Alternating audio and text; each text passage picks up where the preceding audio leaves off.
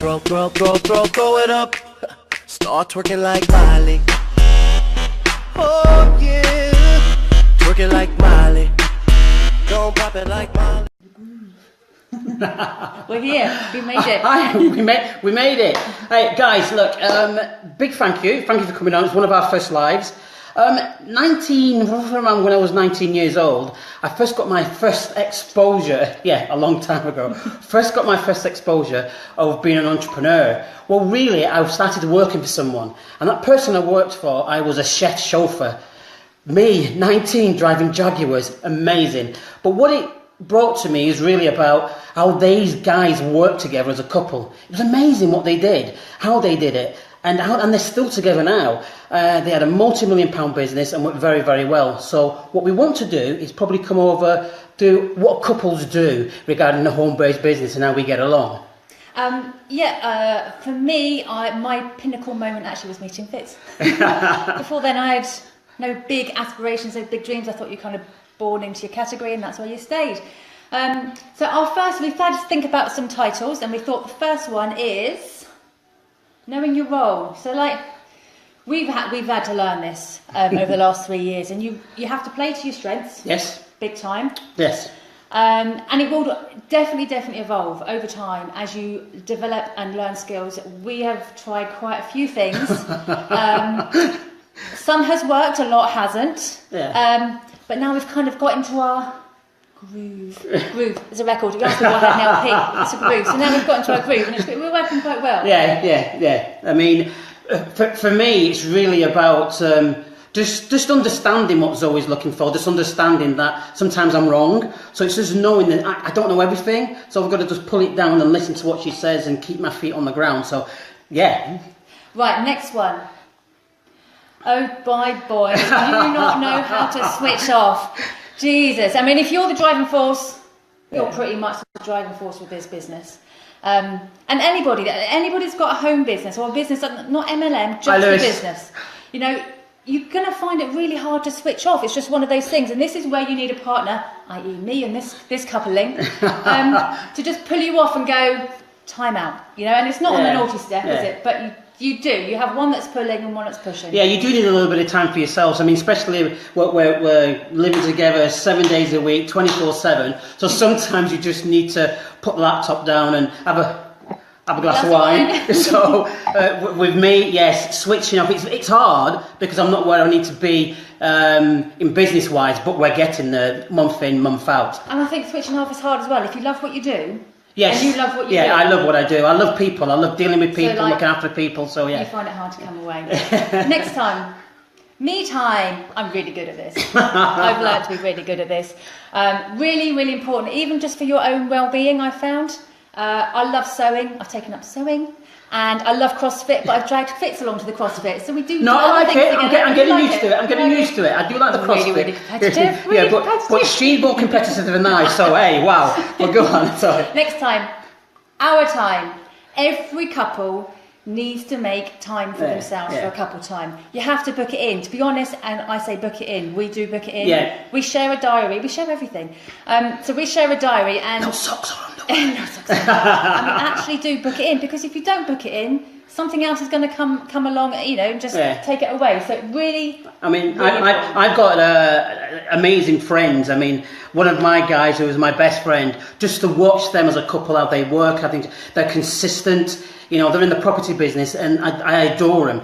They work so hard, and they have good holidays, and you know you are, Brian. I said it, but they work so hard, and to me, there's someone I look up to regarding how he structures his life and what he does, working together, because they've worked for 20 years together, and it's been fantastic what they've done.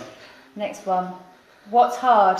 Do you know what? On this one, when I thought about this, and I wrote this earlier on, what I've written down is what's hard about having your own business.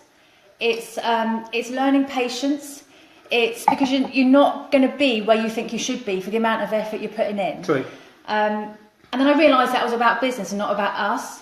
But we are just very fortunate that actually being together isn't hard, working together isn't hard. We bounce off each other. We're not similar, we're very opposite in a lot of ways. Yeah. And it is really trying to show a little bit of patience, because I'm quite impatient because when I don't get results, and that probably comes back from my corporate time, doing corporate things and working with a team. You know, I want results, I want it like this, I want it now. But in the business that we're in, we're dealing with people, we're dealing with their emotions and everything else. So you have to slow down a little bit. And yes, it does boil down to actually just being a little bit patient. Sometimes it can be hard. Yeah.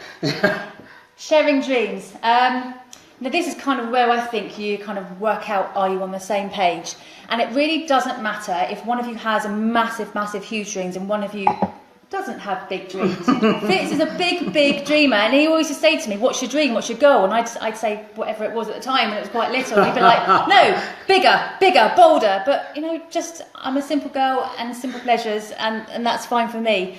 But what's really important, I think, and I think you agree, is that you understand each other's dreams and you support the dreams, whatever they are. And don't forget, it's not always about money. Because money is just a byproduct. I mentioned my best friend. He has a really good lifestyle because they've worked hard and now they can have the holidays that they want and do what they want. And like I said at the beginning of this, I first got exposed to getting off your backside and doing something for yourself by the guys who are multi-millionaires, beautiful people. And that's when, hang on, I don't need qualifications, don't need this. No, I need fire in my belly to go and do something. And I knew that was his dream, and I knew where that stemmed from. And when we met, it was his 50th, not so long after we met, and I went and tracked down that couple, Mr. and Mrs. Pugh they were, and I managed to track them down after not seeing them for like 28 years, and surprise him. It was the best moment on his face that day. Being honest. Can I say about this one? Yes, sure. So being honest. I was quite miserable at the beginning, not because of us or a relationship, but I got into the home business because I was trying to impress Fitz, because when I first met him, he was new into it and he was so enthused. I was like, yeah, I've got to do it. And actually, I didn't enjoy it, although I didn't enjoy the company we were with, but I wasn't honest with myself, so I wasn't honest with Fitz. And the day that I was honest with him, it was like the clouds had lifted to reveal the sun. And we just...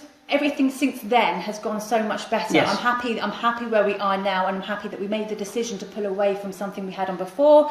But carry on with that one. But honesty is no, you so have to be honest. And sometimes, I mean, especially in the home-based business, you've got to think the reason why a lot of people pull away or relax in home-based business because they've not done what a lot of traditional people do in businesses, and that's because they've not invested thousands of pounds. We didn't invest thousands of pounds of what we did, so sometimes that honesty is thinking, do I lie in for that day, because you know you've already put a few quid in. But if you put a few thousand in, like I've done previously, you've got to get off your backside, open the bloody door and get people in, so that's, so sometimes you have to be honest. You have to be honest with yourself. If what you're doing is not right, change it. Yes. You don't stick with it just because you think, this is what I've got to do.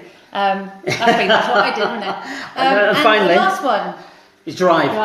Well, this man has enough drive for 10 people, which is just as well, because you kind of, what do you do? Let's say you do. Oh, he pulls, I pushes.